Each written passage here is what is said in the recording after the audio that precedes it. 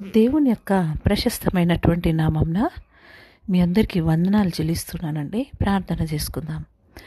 జీవాధిపతి అయినటువంటి దేవానికి స్తోత్రాలు. మాతో మీరు మాట్లాడమని అడుగుచున్నాను దేవా. మాకందరికీ వినగల చెవులు ఇవ్వండి, గ్రహించగల హృదయాన్ని ఇచ్చి నడిపించమని యేసునామం అడుగుచున్నాను తండ్రి. Amen, amen, amen. ప్రియాతి ప్రియమైనటువంటి నా సహోదరి సహోదరులారా, ప్రభైన క్రీస్తునామంన మీ అందరికీ వందనాలు చెల్లిస్తున్నానండి. ఈరోజు నాకు దేవుడు ఒక విషయాన్ని మీతో పంచుకోవాలని జ్ఞాపకం చేశారండి. చూడండి, మనము జీవిస్తే జీవితము చాలా విలువైందండి. అయితే ఆ విలువైన జీవితాన్ని మరి దేవుడి కోసము మనము బ్రతికేటటువంటి జీవితంగా ఉండాలండి. దేవుడు మనల్ని రక్షించాడు, దేవుడు మనకి ఆయన కృపను చూపించాడు, దేవుడు మనల్ని గొప్పగా దీవించాడు. అయినను మనము మన జీవితం ద్వారా దేవునికి మహిమకరంగా జీవించలేకపోతున్నామేమో ఒకసారి జ్ఞాపకం చేసుకుందామండి. ఒక తల్లి నాతో మాట్లాడుతూ ఇలా అంటుంది, అక్క, మరి నా జీవితము వ్యర్థంగా ఉంది.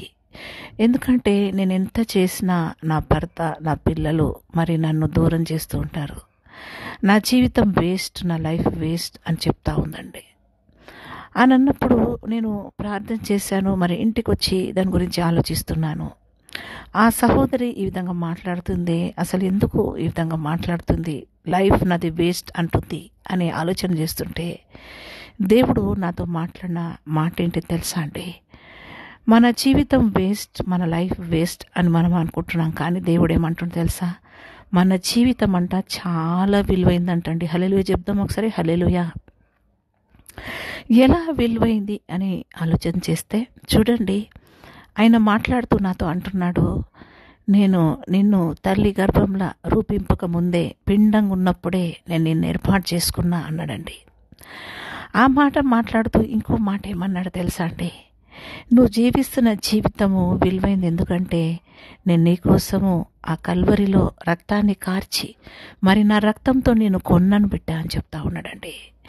నువ్వు వింటున్న బిడ్డ, ఎవ్వరు నన్ను విలువైన దానిగా ఎంచుకుంటలేరు.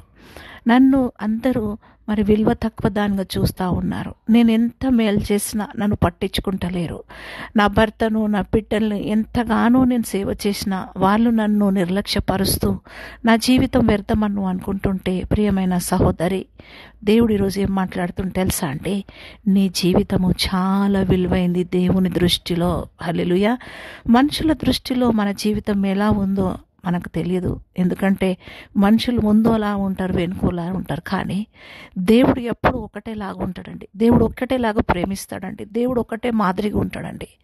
ఒక భార్యగా నువ్వు బిడ్డలకు చేసినటువంటి ఆ సేవ గుర్తించలేక మరి నువ్వెంత ప్రేమించినా నిన్ను మరి తిరిగి ప్రేమిస్తలేరని చెప్పేసి నువ్వు బాధపడుతుంటే, దేవుడు నిన్ను ఎంత ప్రేమించాడు తెలుసా అండి? ఆ కల్వరిలో ఆయన రక్తాన్ని కార్చి మరి ఆయన రక్తంతో నిన్ను కొని విలపెట్టి కొన్నటువంటి దేవుడు నిన్నెంతగానో ప్రేమిస్తున్నాడండి. ఎంతగానో. లోకంలో ఎవ్వరూ ప్రేమించలేనటువంటి ప్రేమ అండి ఆయనది. భర్త ప్రేమించకపోవచ్చు, భార్య ప్రేమించకపోవచ్చు, బిడ్డలు ప్రేమించకపోవచ్చు, నీ కుటుంబంలో ఎవరు ప్రేమించకుండా నీకు విలువ లేని దానిగా ఎంచి ఉంటే, ఈరోజు దేవుడు ఏం మాట్లాడుతుంది తెలుసా అండి?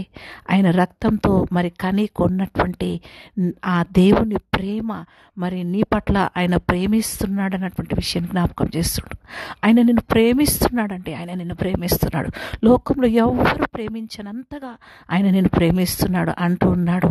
నేను నా రక్తంతో నిన్ను కొన్నానని చెప్తా ఉన్నాడు. కాబట్టి నువ్వు విలువైన దాన్నేవి అని గుర్తుపెట్టుకొని ఆయన కొరకు జీవించాలని, దేవుడికి మహిమకరంగా జీవించాలని, నువ్వెవరైనా సరే వింటున్న ప్రియమైన సహోదరి సహోదరులారా, ఆయన కొరకు జీవించే బిడ్డగా ఉండాలని దేవుడి మాటలన్నీ దీవించునుగాక. ఆమేన్. వందనాలండి.